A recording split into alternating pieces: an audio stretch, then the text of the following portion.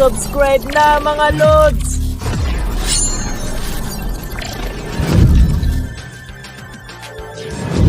Hi mga lods, kamusta kayo? Meron ako ibabahagi sa inyo. Ito yung mga laro ng mga panahon pang wala pang gadgets. Puro insekto lang yung mga laruan namin nung panahon na yun.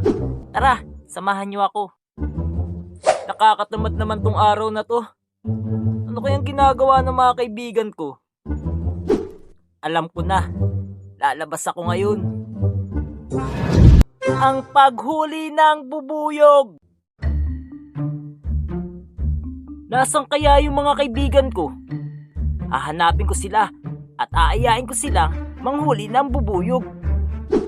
Nasaan kaya yung mga yun? Ayun sila. Agul, Betong, samahan niyo ako. Manghuli tayo ng mga bubuyog. Ayoko nga. Magagalit ang mami ko. Tsaka, nanunusok din, di ba? Sumama na tayo, Agul. Mukhang masaya naman yung naiisip ni Apeng. Di ba, Apeng?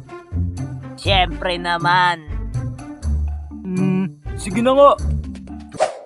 At ang paghuli nga ng bubuyog ay kailangan natin ng plastic labo o plastic ng bigas at kahoy o sanga.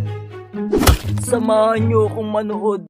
Ang paghuli nga ng mga bubuyog ay pupupukin lang natin ang mga tuyong kahoy na ito para lumabas ang mga bubuyog. At ang plastic labo naman ay ilalagay nyo sa pinakabutas ng tuyong kahoy. Sino kayang mga istorbo to? Ayan na, lumabas na! Ang galing mo, Apeng. Nahuli mo nga ang bubuyog. Pahawak ako, Apeng. Awawang bubuyog. Pipirating kita. Pipiratin ha? Tignan natin.